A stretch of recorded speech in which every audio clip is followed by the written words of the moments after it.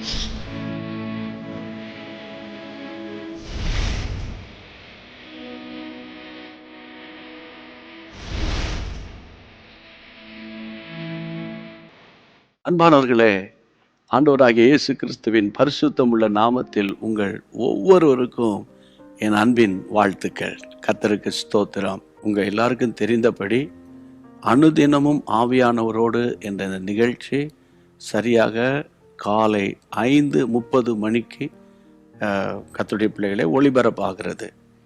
அதில் சில ஆயிரங்கள் காலையிலேயே பார்த்து கர்த்தரோடு சேர்ந்து ஜெபம் பண்ணி அந்த நாள் முழுவதும் ஆசீர்வாதத்தை பெற்றுக்கொள்ளுகிறீங்க. உங்களில் சிலர் கொஞ்சம் டிலேயாக பார்க்குறீங்க.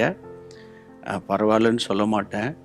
தேவனுடைய பிள்ளைகளை ஒவ்வொரு நாளும் காலையில் கர்த்தரை தேடணும், சரியா? அப்படி தேடி காலையிலே நீங்கள் ஜெபிச்சிருங்க. இந்த நாளுக்குரிய தீர்க்க தரிசன வார்த்தை என்னன்னா, அப்போஸ்தலர் 5ஆம் அதிகாரம் 3ஆம் வசனம், பரிசுத்த ஆவியினிடத்தில் பொய் சொல்லும்படி சாத்தான் உன் இருதயத்தை நிரப்பினது என்ன? பேதுரு கேட்கிறார். அதாவது ஆதி சபையில் ஒரு குடும்பம், அந்த சபை அபிஷேகம் நிறைந்த ஒரு சபை.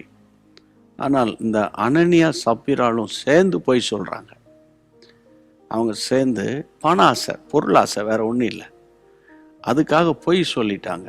அப்போ இவர் என்ன சொல்லுகிறார்? பரிசுத்த ஆவியினிடத்தில் நீ பொய் சொல்லும்படி சாத்தான் உன் இருதயத்தை நிரப்பினது என்ன?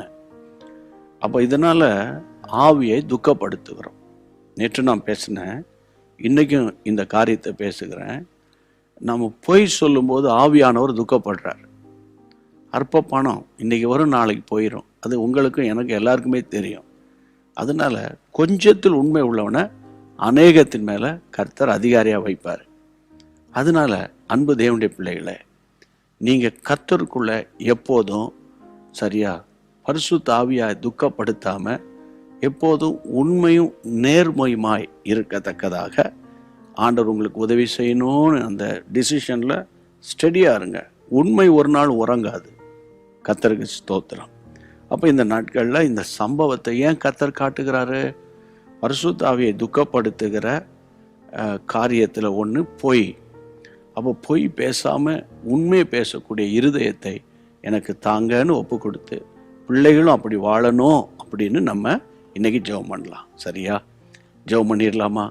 ஆண்டவரே, எந்த காரணத்தை முன்னிட்டோம், விசேஷமாக பண விஷயத்தில், சொத்து விஷயத்தில், ஆண்டவரே நாங்கள் உண்மை உள்ளவங்களாக இருக்கணும்ப்பா, எனக்கு உதவி செய்யுங்க. ஜெபிக்கலாமா? எங்கள் பரிசுத்தமுள்ள நல்ல பிதாவே, வானத்துக்கு பூமிக்கும் அதிகாரங்கள் படைத்த ராஜா, உங்களுடைய சன்னிதானத்தில் ஆவியானவரே உங்களை துக்கப்படுத்திடாம எங்கள் நாவுக்கு எப்போதும் காவல் வைங்க. அநாவசியமான வார்த்தை, தற்புகழை நாடுகிற வார்த்தை, பொய் பேசுகிற வார்த்தை ஆண்டவர் ஒரு நாள் எங்கள் வாயில வரவே கூடாது. ஆண்டவரே, எப்போதும் தேவனுக்குள்ளே உண்மையை பேசும்படி பணாசை இல்லாதவர்களாய் நடந்து போதும் என்ற மனதோடு கூட இருக்கிற தேவ பக்தி தான் எங்களுக்கு வேணும். ஆண்டவரே, அப்படிப்பட்ட கிருபை நீர் எங்களுக்கு தரப்போகிற அன்புக்காக உமக்கு ஸ்தோத்திரம். கர்த்தர் செய்கிற அன்புக்காக ஸ்தோத்திரம். கர்த்தர் செய்கிற அன்புக்காக ஸ்தோத்திரம். ஜெபத்தை கேட்ட தேவனுக்கு ஸ்தோத்திரம். ஜெபத்தை கேட்ட தேவனுக்கு ஸ்தோத்திரம்.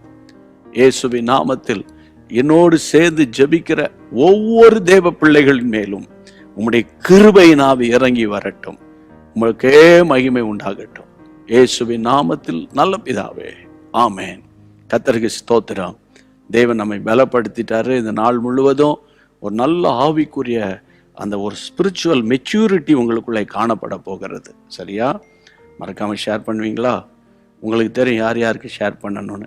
ஏற்கனவே ஷேர் பண்ணவங்களோடு கொஞ்சம் நீங்களும் உங்களுடைய எக்ஸ்பீரியன்ஸை ஷேர் பண்ணுங்க. கர்த்தருடைய ராஜ்யம் கட்டப்படும். மீண்டும் சந்திக்கலாமா? God bless you. அன்பான தேவனுடைய பிள்ளைகளே, இச்செய்தி உங்களுக்கு மிகுந்த ஆசீர்வாதமாக இருந்ததென்று நாங்கள் நம்புகிறோம். தொடர்ந்து எங்கள் செய்திகளை கேட்டு கர்த்தருக்குள் ஆசீர்வதிக்கப்பட ஜீசஸ் மீட்ஸ் மினிஸ்ட்ரீஸ் என்கிற எங்கள் யூடியூப் சேனலை சப்ஸ்கிரைப் செய்யுங்கள். மேலும் உங்கள் ஜெப உதவிக்கு எங்களோடு நீங்கள் தொடர்பு கொள்ள வேண்டிய தொலைபேசி எண் 9842252836 மற்றும் 7299546363. Email gpsrobinson@hotmail.com. கர்த்தர் உங்களை ஆசீர்வதிப்பாராக.